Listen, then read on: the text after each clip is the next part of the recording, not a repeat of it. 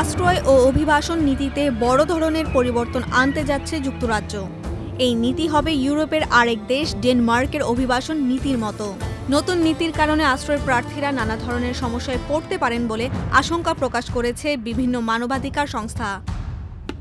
নতুন নীতির প্রধান উদ্দেশ্য ছোট ছোট নৌকায় করে ইংলিশ চ্যানেল পাড়ি দিয়ে অবৈধভাবে আসা অভিবাসন প্রত্যাশীদের অনুপ্রবেশ ঠেকানো, হোটেলে আশ্রয় প্রার্থীদের জন্য সরকারের যে ব্যয় হয় তা কমানো এবং কম সংখ্যক আশ্রয় প্রার্থীকে স্থায়ী বসতির অনুমতি দেওয়া।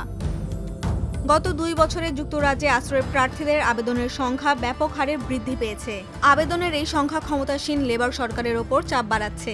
সরকার স্পষ্ট জানিয়েছে তারা যুক্তরাজ্যকে আশ্রয় প্রার্থীদের সহজ গন্তব্যে পরিণত করতে চায় না। নতুন নীতিতে বলা হয়েছে, যেসব আশ্রয় প্রার্থী যুক্তরাজ্যে কাজ করতে পারেন এবং নিজেদের ভরণ পোষণ বহনে সক্ষম তাদের আবাসন বা ভাতা দেওয়া হবে না। যাদের শরণার্থী মর্যাদা দেওয়া হবে, অধিকাংশ ক্ষেত্রে তাদের স্থায়ী বসতি স্থাপনের অনুমতি দেওয়া হবে না, বরং তারা যেসব দেশ থেকে এসেছেন তা নিরাপদ বলে মনে হলে তাদের সেখানে ফেরত পাঠানো হবে। এই নতুন নীতি সম্পর্কে প্রথম আলোকে জানিয়েছেন সলিসিটর অ্যাডভোকেট মোহাম্মদ ইমতিয়াজ হোসেন। আগামী 17 নভেম্বর 2025 থেকে যে পরিবর্তনটি আসছে, ব্রিটিশ হোম সেক্রেটারি একটা ডিক্লারেশন দিয়েছে যে তিনি একটা পুরো রুলস আগামীকালকে ঘোষণা করবেন। সেটাতে যেটা আছে যে অ্যাসাইলাম ক্লেইমেন্টদের ক্ষেত্রে ডেনমার্কের নীতি অনুযায়ী তারা এই পরিবর্তনটা আনবে, যেটা হচ্ছে যে 20 বছর রুটে সেটেলমেন্টে নিয়ে যাবে। আগে যে অ্যাসাইলাম ক্লেমেন্টদের গ্রান্ট হতো তারা 5 বছরে সেটেলমেন্ট পেতেন, কিন্তু এখন সেই আইনটি পরিবর্তন হয়ে প্রত্যেক 2.5 বছর এটাকে রিভিউ হবে। বাংলাদেশ থেকে যারা আশ্রয়ের আবেদন করেছেন তাদের ওপর কি ধরনের প্রভাব পড়তে পারে সে সম্পর্কেও জানান তিনি। আইনটি কিন্তু এখনো পুরোপুরি আসেনি, যেটা 17 তারিখে আগামীকালকে আসবে। সেই অনুযায়ী আমরা পুরো ডিটেলস পাবো।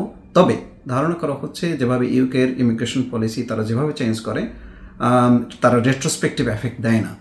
তো সেক্ষেত্রে যাদের অ্যাসাইলাম ক্লেম অলরেডি করা আছে তাদের ক্ষেত্রে আশা করা যায় কোনো সমস্যা হবে না।